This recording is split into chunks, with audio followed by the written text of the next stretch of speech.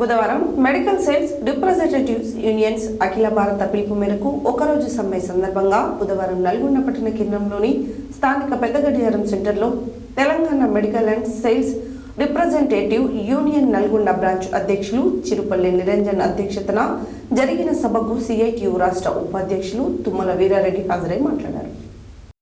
బుధవారం medical sales representatives union అఖిల భారత పిలుపు మేరకు ఒకరోజు సమ్మె సందర్భంగా బుధవారం నల్గొండ పట్టణ కేంద్రంలోని స్థానిక పెద్దగడియారం సెంటర్లో Telangana medical and sales representative union Nalgonda branch అధ్యక్షులు చేరుపల్లి నిరంజన్ అధ్యక్షతన జరిగిన సభకు సిఐటి రాష్ట్ర ఉపాధ్యక్షులు తుమ్మల వీరారెడ్డి హాజరై మాట్లాడుతూ కార్మికులు పోరాడి సాధించుకున్న అనేక చట్టాలను రద్దు చేస్తూ కార్పొరేటర్లకు అనుకూలంగా వ్యవహరిస్తున్నారని ఆరోపించారు.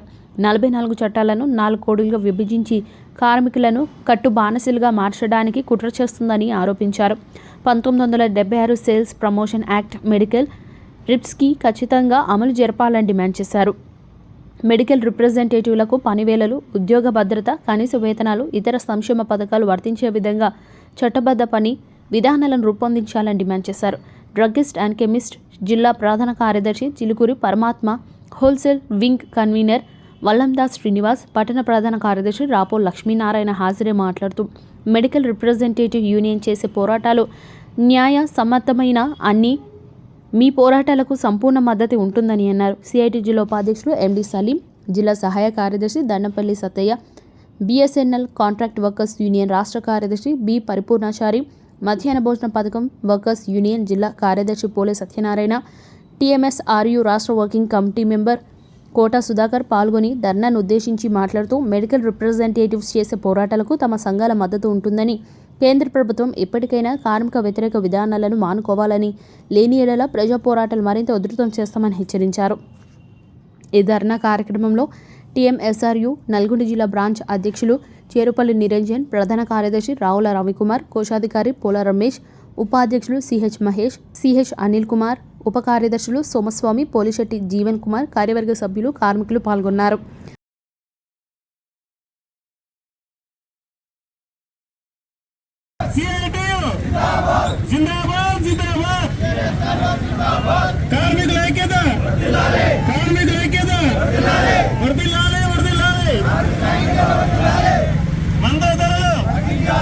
Federation of medical sales representative union of India పిలుపు మేరకు ఈరోజు డిసెంబర్ 20 తారీఖున ఒకరోజు స్ట్రైక్ చేయడం జరుగుతుంది.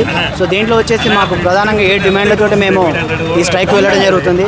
మేము కేంద్ర రాష్ట్ర ప్రభుత్వాలను కోరేది ఏంటంటే, so protect sales employees act వచ్చేసి 1976ని దానికి ఎలాంటి మార్పు లేకుండా దాన్ని పునరుద్ధరించి కాపాడాలని కోరుకుంటున్నాము.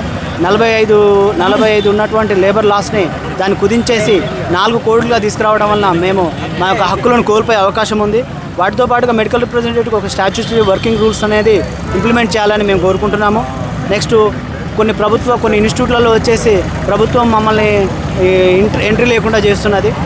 మెడికల్ రిప్రజెంటేటివ్ డాక్టర్ని విజిట్ చేయడం, కన్సల్ట్ చేయడం అనేది మా హక్కుగా గుర్తించాలని కోరుకుంటున్నాము.